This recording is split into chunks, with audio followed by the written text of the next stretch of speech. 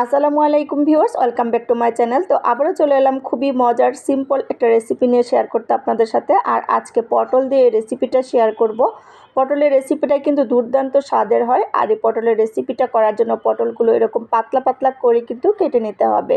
তো half KG পটল কেটে বেছে তারপর আমি এরকম একদম পাতলা পাতলা করে কেটে নিয়েছি। আর এখন সরাসরি চলে এসেছি চুলাতে প্যান বসিয়ে তেল দিয়ে দিয়েছি। এই রেসিপিটা রান্না করার সময় কিন্তু তেল একটু বেশি দেওয়া লাগে, আর একটু তেল বেশি দিলেই কিন্তু এই ভাজিটা খেতে অসাধারণ হয়। আর এই রেসিপিটা দিয়ে কিন্তু প্লেট ভাত অনায়াসে খেয়ে নিতে পারবেন, এতটা মজার হয়। খুবই সিম্পল একটা রেসিপি, কিন্তু খেতে একদম অসাধারণ হয়।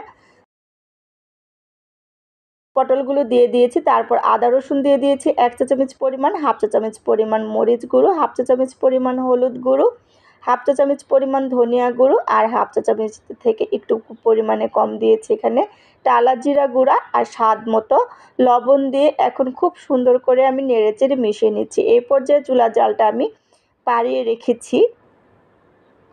তো 2 মিনিট মতো তেলের সাথে আমি এভাবেই ভেজে নেব, চুলার জালটা বাড়িয়ে খুব সুন্দর করে। আর খুবই অল্প সময়ের মধ্যে কিন্তু এই রেসিপিটা আপনারা করে নিতে পারবেন। মানে খাওয়ার আগে আগে গরম গরমই ভাজিটা করে গরম গরম ভাত দিয়ে খাবেন, সবাই কিন্তু আঙ্গুল একদম চেটেপুটে খেয়ে নেবে, এতটা মজার হয়। 2 মিনিট আমি খুব সুন্দর করে মশলার সাথে ভেজে নিয়েছি। আর এখন ঢাকা দিয়ে অপেক্ষা করব 5 মিনিট। 5 মিনিট মিডিয়াম হিটে আমি এটা রান্না করে নিয়েছি, মোটামুটি কিন্তু সেদ্ধ হয়ে গেছে। এই পর্যায়ে আমি কিন্তু এখনও পেঁয়াজ দিইনি, পেঁয়াজ আমি কেটে রেখেছি। এখন পেঁয়াজটা আমি অ্যাড করব। পেঁয়াজটা একটু পরে দিচ্ছি, কারণ পেঁয়াজটা যাতে গলে না যায়, একটু আস্তে আস্তে থাকে, সেজন্য আমি পেঁয়াজটা কিন্তু এ পর্যায়ে দিয়ে দিলাম। আর পেঁয়াজটা কিন্তু আমি একটু মোটা মোটা করে কেটেছি। এখানে হাফ কাপের থেকেও একটু বেশি পরিমাণে পেঁয়াজ কুচি দিয়েছি, আর কাঁচামরিচ দিয়ে দিলাম 4-5টা। এখন আবারও নেড়ে চেড়ে 4 থেকে 5 মিনিটের মতো এভাবেই আমি ভেজে নেব।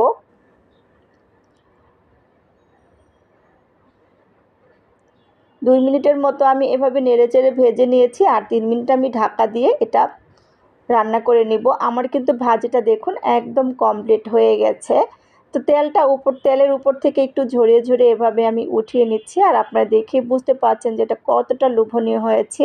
আশা করি আমার আজকের রেসিপিটা আপনাদের ভালো লেগেছে। ভালো লাগলে আমার পেজটা ফলো দিয়ে রাখবেন, আর ফ্রেন্ডস ফ্যামিলির সাথে বেশি বেশি করে শেয়ার করে দিবেন, আর কমেন্টস করবেন।